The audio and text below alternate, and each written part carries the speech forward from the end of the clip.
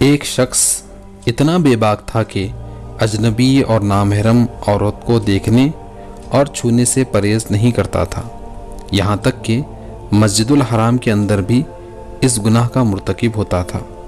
جہاں لوگ استغفار اور دعا کرتے ہیں، ایک عورت خانہ کعبہ کے پردے سے لپٹی ہوئی تھی اور اپنے ہاتھ سے پردے خانہ کعبہ کو پکڑے ہوئے تھی۔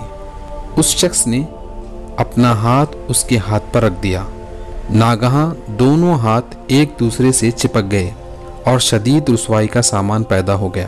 جیسا کہ کتاب مناقب میں منقول ہے، انہیں مسجد میں قاضی کے سامنے پیش کیا گیا۔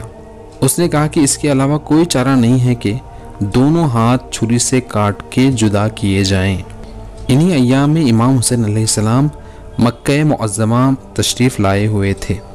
اس وقت آپ بھی مسجد الحرام میں تشریف لے آئے۔